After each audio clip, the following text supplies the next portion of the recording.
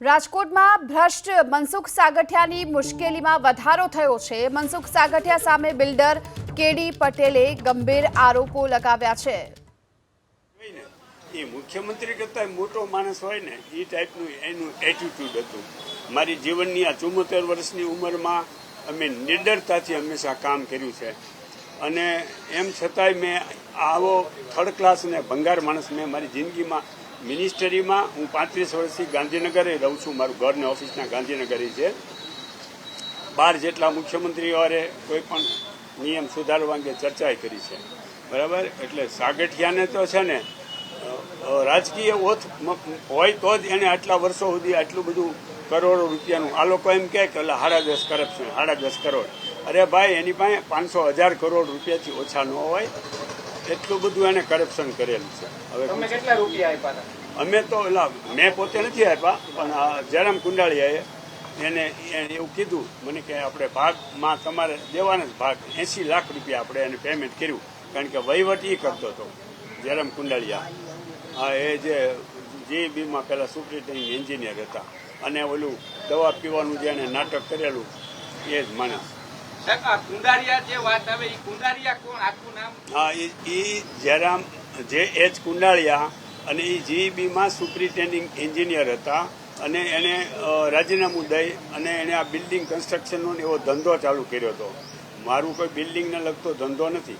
મારી પાસે જે મિલકત છે ને એ મિલકત હું વેચી અને સમાજ સેવા કેન્દ્રની 8-10 સંસ્થાઓ હું ચલાવું છું મારા ખર્ચે જ તે।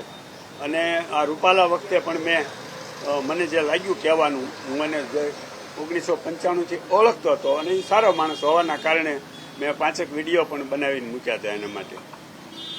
જયરામ કુંડારિયા મૂળ ક્યાંના છે? એ મૂળ મોરબી પાસેના છે, એટલે મારી યારે પરિચિત હતા અને જીબીમાં હતા એના હિસાબે પરિચિત હતા અને એણે 8 જેટલા લોકો પાસેથી આવી રીતે પૈસા લીધા હતા। મારી પાસેથી 2.40 કરોડ રૂપિયા લઈ અને પછી એ નાટક શરૂ કર્યું એણે અને ભાગે આપણને નથી આપ્યો બિલ્ડિંગમાં। હું કોર્ટમાં જઈને હવે સ્ટે લઈ આવવાનો છું, કારણ કે એ જમીનમાં હું 30% ભાગીદાર હોય ને એ બિલ્ડિંગ એને 21 માળના 5 બિલ્ડિંગ બનાવ્યા એમાં એને એના ભાગીદાર।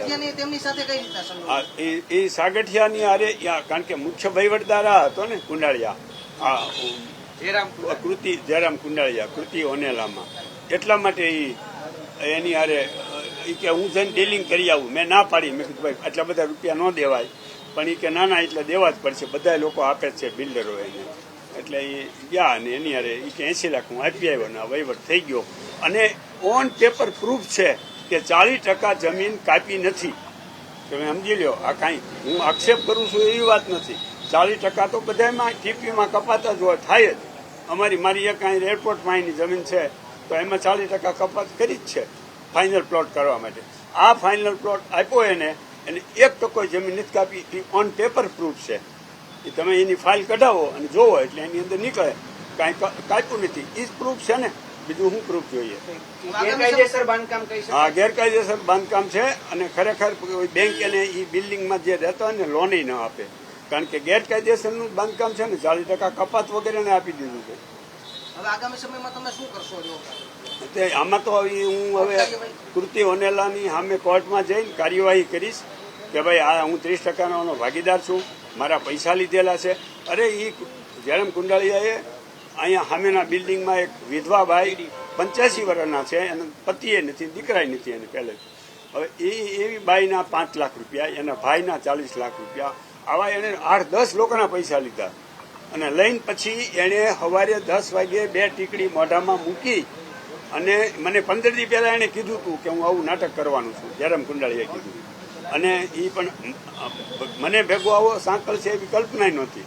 2 ટીકડી મોઢામાં સવારે 10 વાગે નાહી ધોઈને તૈયાર થઈને મૂકીને હોસ્પિટલમાં દાખલ થઈ ગયા અને પછી હું ભાનમાં છું એમ કરીને એને FIR લખાવી દીધી અને પોલીસે બીજા એક ભાઈને મારી ઉપર કાર્યવાહી કરી। પણ એ તો મને બીજો પ્રોબ્લેમ તમારું શું માનવું છે? મનસુખ સાગઠિયા છે ને, એટલે મેં સરકારને લખ્યું છે, CMને લખ્યું છે કે તમે આ જે બધા જેટલા બધાની બદલી કરો છો, કમિશનર, ડેપ્યુટી કમિશનર આની, તો આ જે TPO હોય એને શું કામ આખી જિંદગીભર રાખો છો? કાંઈ કારણ ખરું? કાંઈ ભાઈ તમે એને રાખી મૂકો છો, એની ટ્રાન્સફર કરો। અને એટલે એ બધા બિલ્ડરોની માનસિકતા કેવી થઈ ગઈ, જમીનોના ભાવ વધી ગયા એટલે કરોડો રૂપિયાની આવક થવા માંડી, તો એમાંથી અને 5-50 લાખ દેવા પડે તો એ આપી દે બિલ્ડરો. એના કારણે આ માણસ બેફામ બની ગયો.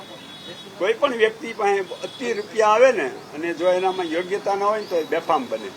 આ કૃતિઓને એવું છે ક્યાંક કેટલા વારમાં આખું 16,000 વાર 16,000 વાર જમીન છે કૃતિઓને રિંગ રોડ ઉપર જ આવેલું છે. એમાં અત્યારે 5 બિલ્ડિંગ 21 માળના ઊભા છે. એમાંથી અમુક વેચ્યા છે અને હજી અમુક વેચવાના બાકી છે. એટલે ગેરકાયદેસરનું જ બધું બાંધકામ ને બધું. હા, હું 30% ભાગીદાર. ના, એટલે એ 30% ભાગીદાર તો ઓન પેપર હું છું જ. એમાં 10 ભાગીદાર હતા ને એમાં 3 ભાગીદારનો મેં એનો ભાગ ખરીદી લીધો હતો. 3 ભાગીદારનો જમીનનો, બિલ્ડિંગમાં નહીં, જમીન. પણ પછી આ વાત આવી ને 80 ઓલાને આપ્યા ને બિન ખેતીમાં આટલા આપ્યા ને ઓલાને તો 1.5 કરોડ રૂપિયા એને ઓલા જયરામ કુંડાળીએ બતાવ્યા. એટલે મેં કીધું આવા બિન ખેતીમાં તો એ તો ઓલી ઓફિસમાં એને કોને દીધા એ ખબર નહીં, પણ એ એવું કહેતો હતો કે ન્યાય દેવા પડ્યા, ન્યાય દેવા પડ્યા. એ મને એને ફિગર નથી કીધું. બસ ઓકે. હવે જો હવે સાંભળો, હવે તમારે હવે હું છે ને હું તમને હમણાં બતાવી દઉં. એક ઓમ સંજીવની ઔષધિ બનાવું છું. તમે હા હા